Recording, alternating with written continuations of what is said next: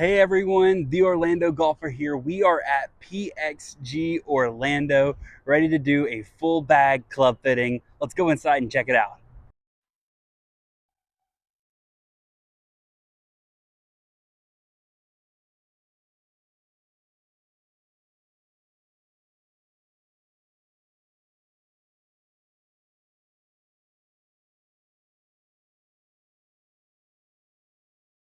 All right, Dan, we are here in the putting lab here at PXG Orlando. I've never had a putter fitting, really excited. So tell me, where do we begin? Yeah, my favorite part of the process, actually. We were taking a look at your gamer there, which we're going to talk through a little bit more. But I always love to start out just by bringing the player over to the beautiful putter wall here. Look at some of the different heads, and we're going to pick out 2 or 3 that you kind of like the visual of. Whether you're a blade or a mallet guy, that's kind of up to you. I always like to throw something else into the mix just to make sure you try a few different things. So come on over, take a look at some of the Battle Ready 2 putters here. Well, I'm not a blade guy, so I'm assuming that means you're going to make me hit a blade. At least one, yeah. We're going to try it out. We'll do this one with one and done, the bat attack, and the closer. Perfect. The blade. I'm scared about this one. Yeah, so we're not here to try to force you into anything that doesn't work for you or that you don't like. You know, first and foremost with the putter, it's got to look good to your eye when you set up over it. But we do notice sometimes that the one that might grab your eye up here when you actually go to address it doesn't always work for you visually. Okay. And so it's good to try a couple different shapes, not just alignment aids like the line versus more of the track visual here, but also different head shapes as well. So I like the one and done in the bat attack because you got one that's a little more rounded, one that's a bit more angular there. And we might find that one works a little bit better with your eye. Cool. And we'll talk through hosel types and determining length and toe hang and all that kind of stuff for you. Awesome, let's get into it. All right, Hayden. So while I was setting up the TrackMan for you for the putter fitting here, my friends, a couple of things we want to keep in mind. So TrackMan is an amazing tool for helping us pick the right putter for you. It's also used a lot of times as a practice aid. So what I want you to try your best to do for me today is we're going to take your natural stroke on everything. We're going to find the putter that works best with your game. Some of the tools on here are going to be tempting to kind of see what you're doing and maybe correct that stroke a little bit. Keep doing that same Hayden putting stroke for me. But just to give you a visual here, so one of the nice tools is we get a little video here where that blue line is going to be the path of your putting stroke. The red line is going to be the face angle at the point of impact, and the white line is the imaginary line on the ground that we're trying to roll that putt down in order to make this straight 10-footer here. So if I roll this video real quick, swung a little bit out to in, so you got that blue line going out to the left-hand side, face was open, so start a little bit of a push, and ideally, what we're going to hopefully find in that putter fit for you is a combination that gets those blue and red lines as close together as possible, because from 10 feet, on a perfectly flat and straight putt, if you're more than 1 degree outside of the center of the hole, you didn't even touch that cup. So we want to get that face moving in the right direction for you. And then we do get some cool readings on things like launch direction, where you're starting out, which will pretty quickly point out whether you have more of a right or left miss tendency. And that really plays into what putter setup is going to be right for you. And then we'll check out things like attack angle and skid distance as well, trying to get that roll percent as high as we can for you. All right, Dan, so I have my gamer putter right now. We're going to make a couple rolls, just kind of get a baseline, right? Sounds good. Let's do it. And I do apologize. I just broke my microphone. So the audio's a little weird. I do apologize. I'm going to do my best to clean it up for you guys. But let's get this thing rolling. Let's roll some. All right, so there's a little black dot here, and we're using the TrackMan here. We're going to put on that black dot, and we're going to roll it at the hole just normally straight.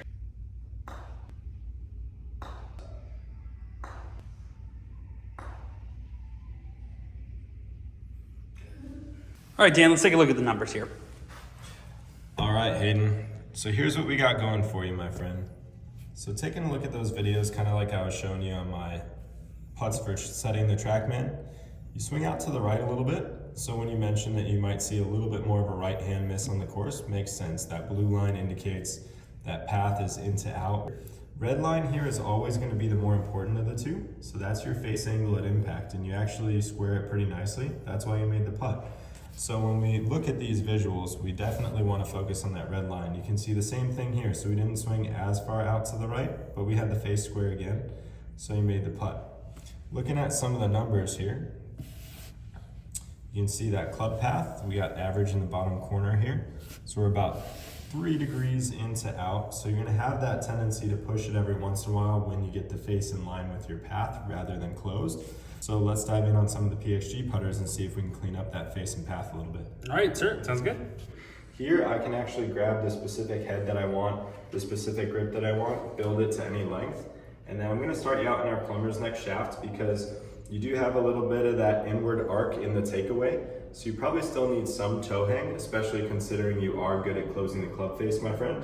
And we're gonna start with one of those mallets you picked out here with the one and done head.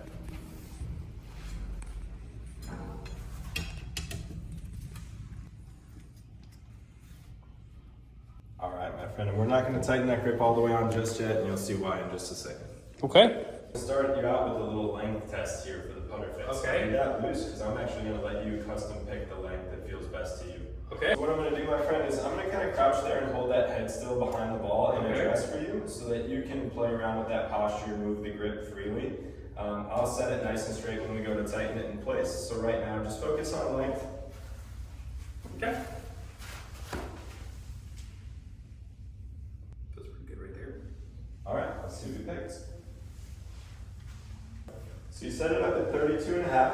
You're already in a short putter at 33. We actually went here shorter here. Okay. Not surprising, a lot of people end up leaving in something shorter than they've ever had before. So we're gonna find out momentarily if this is good for you. Now, Hayden, one question. When you're on the course, do you like to use a line on the ball to line up your I do, putts? yes. I want you to go ahead and do that for me. We're gonna simulate the course conditions. Okay.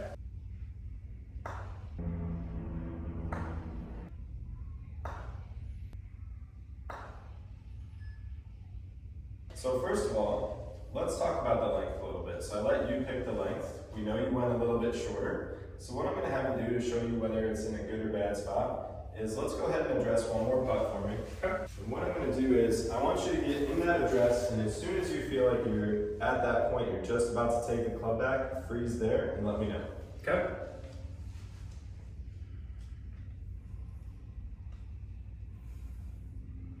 Ready? Okay. So I'm gonna drop the ball from next to your eyes here so we can see where your eyes are lined up relative to that ball on the ground. Okay. So we got you right about here, my friends. Now, if we're looking at that head on the ground, I definitely don't want your eyes past that golf ball. I would say between the line on the putter or the ball that you're putting, and maybe about one ball inside the heel is going to be the best range for you to be in. Okay. So between that and the fact that the toe of the club is actually up in the air a little bit, I'm going to go another ½ inch shorter and see how you do on it. Now, we want to keep in mind that spine angle, really important to me. I want you to be wherever you feel most comfortable. So when I shorten this club, you're not going to hunch more to try to get your eyes more over the ball. You're going to take that same posture, but actually stand another ½ inch to an inch closer to the golf ball. Got it. Okay, we're gonna do it.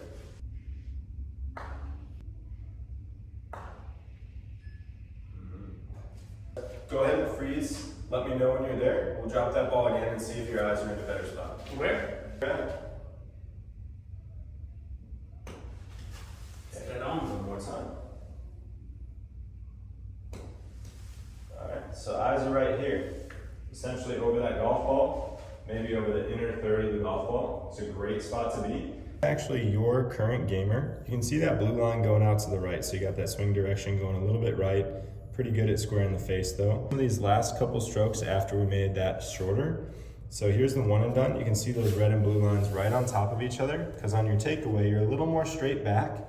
Now I don't have any preference as a fitter between a straight back, straight through stroke or a slight arc in the stroke, but we wanna make sure that if right is your miss, we're not throwing our hands into out down that line, right? Because we're not trying to hit a draw with a putter, we're trying to hit a straight ball.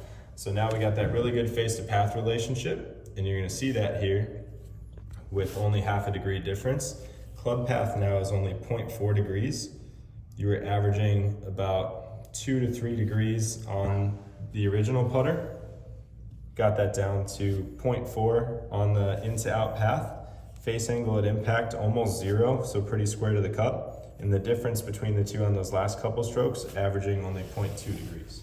All right, so we've kept that same length, but we have changed putter heads. What do we have here?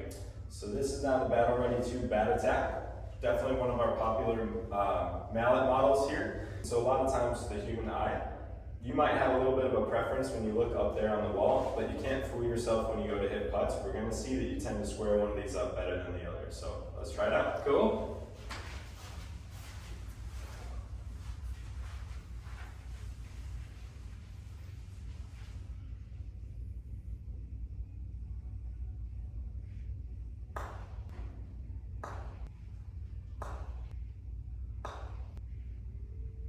Be careful not to crowd that ball too much.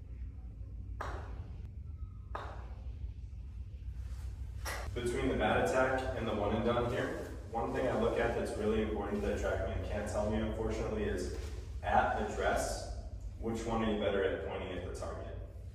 Now, watching you putt from behind the hole there, when you lined up this bat attack, you're lining it up right at your target, my friend, and you had a little bit of a tendency with that one and done to line it up maybe towards the right edge of the cup or one golf ball outside.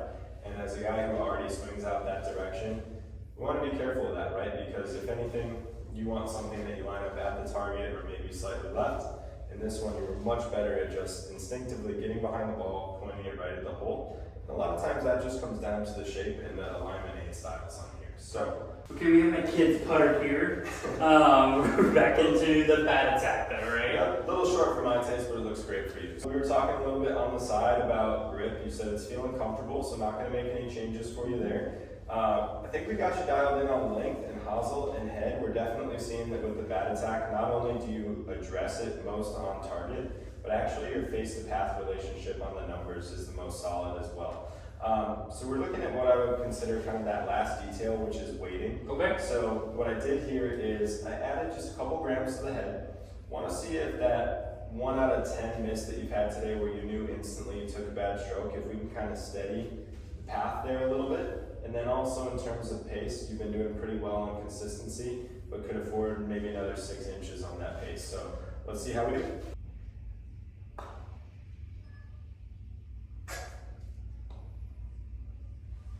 Love that.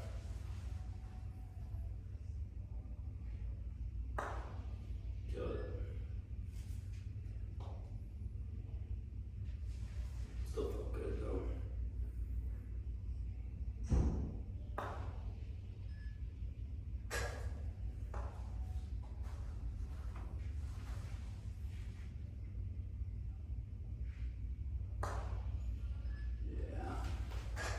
On the other three, it's actually the most consistent I've seen your tempo. And then going back to that Sharpie example, if you were drawing a line on the ground, even the one where you were fast, your line there would have been right on top of itself, all 4 putts. And you're actually getting an even better top over bottom roll here than you have been throughout the day.